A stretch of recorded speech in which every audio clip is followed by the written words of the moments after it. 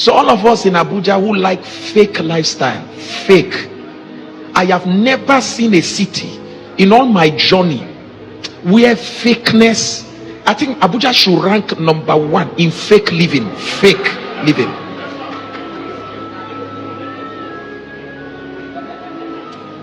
And who are the people making people live fake lives? Who are number one people?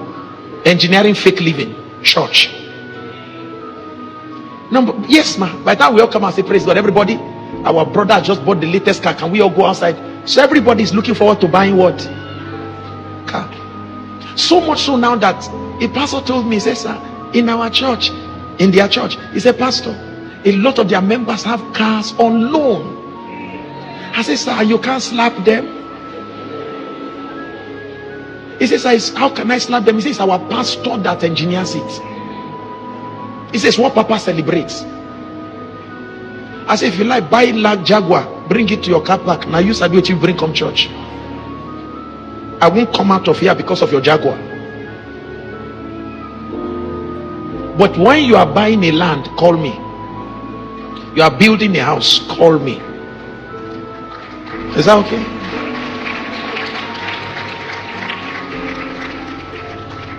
Wear Rolex. Now you sabi, if I need time,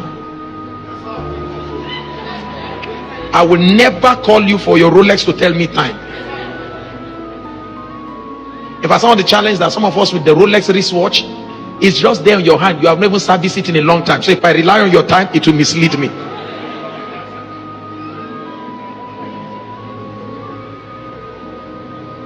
Dr. Panam asked me one simple question, and I said, Daddy, he said, Sammy, come here.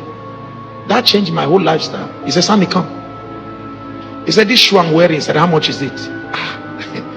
Dr. Panam. I said, Daddy, around 100 or something thousand. He laughed and laughed. In fact, I thought I was embarrassing him. I said, Daddy, maybe 200 or 300. He laughed and I'm like, what is going on? Listen carefully to me. He said, the shoe I'm wearing is just 20,000 naira. I said, Daddy. He said, Sammy, the shoe does not make me. I make the shoe. He said, can you imagine the value you place on the shoe because it is Dr. Panam wearing it? He said, have you noticed that everything looks expensive when a valuable person wears it?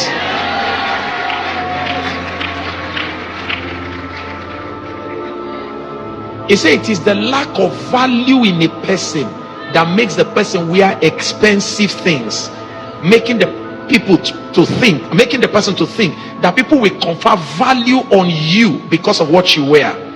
He said the reality is that it is the value you have that make people value what you wear. 2023 mindset. We were wearing our normal jalopy cloth. We're wearing it. What we are what you don't know.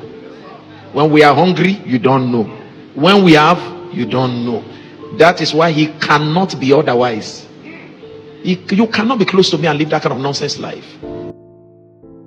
No other truth has been said, and in recent time, you know, a lot of you have problem with clips like this because you feel that pastors should not talk about the ease of the church. Because sincerely, if this country is going to move forward, sincerely, there are certain very vital sectors, vital industries, vital arms, and vital areas of society that must get up and do the right thing. The church, religion is number one. I can tell you that. Religion is number one. Because a lot of the wrong values and principles, virtues, interest, passion that has been sold to people in society were sold, created, manufactured from the church. But that's the man of God angry about the materialization of the church. What he didn't go into, and I'm happy he didn't do that right now, is that he didn't even talk about how these pastors inspire this fakeness with all these unnecessary messages that seems to make you want to pull out of your comfort zone or create magical testimonies. At the end of the day, people are, you heard him, people are doing cast competition in church. Just the same way ladies are going to go out of their way to get money so they can appear. The problem with the Nigerian society now is that people want to appear rich, not actually be rich. Appearing rich. People are under pressure for nothing. materialization has taken over. That is not the gospel that Jesus Christ preached. That's not what Jesus Christ was. The Bible even said that he was poor so that he will be rich. He was homeless so that he will have shelter. He did not wear the most expensive that will, but guess what? We have not taken that into out of proportion, and we are not doing too much. I can tell you for free, Christians need to help themselves, because every day these things are glaring in our eyes. You heard him say it. It is not what you wear that defines you. It is the value you give to what you wear. You can call them fake or call it unoriginal, right? But as long as you have value for yourself, people will honor it. A lot of time, people are going out of their ways. Out of their ways. You go to church on Sunday, the only thing you hear is testimony of this and that. That was how I watched the comedy skit one time of how a woman had to go and collect child from somewhere and said he came to church, come and do Thanksgiving. Some Sundays later, they said the man of the babalawo that gave her the child repented and came to church. Upon carrying mic to also give a testimony, mentioned the woman as part of the people that benefited from all the things that he has done. Maybe skit, may not be, but this thing, maybe not in this particular context, happens in reality. How people have moved away from the basics, from the God bless you, Pastor Sam. Because sometimes when we say these things, they'll say, "Mock we rest, blah blah blah." But are these things not happening? Yes. Do they happen? Yes. Should it be so? No. You are ready. I'm sure you have your chance now to change.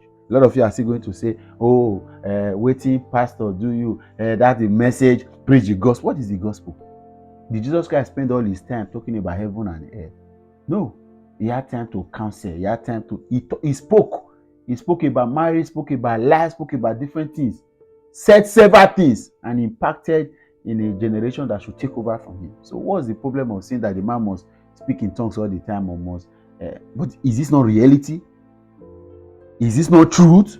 Shouldn't this be cautioned? Should this continue? Should the pastor be the one inspiring people to go extra mile just because they want to appear rich and wealthy?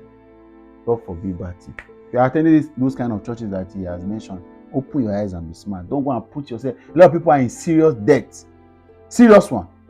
People are poor. That's why the gospel that kicked against seed, or the kind of the movement that kicked against seed sowing and tithing and all that, may have been wrong in the entirety. But the truth is, there was some element of right that they prepared, that not pushing, manipulating people into giving out of their will. That you lie, deceive them, put them under pressure. You tell people to go and borrow to come and, because you have the story of the woman of Zarephath that borrowed jars. They go and borrow millions of naira to come and sow to a project, and then how these people get into depression later, none of your business. How many Christians actually are getting real help from the churches? On that day. We'll talk again on that time. I'm out of here. Bye for now.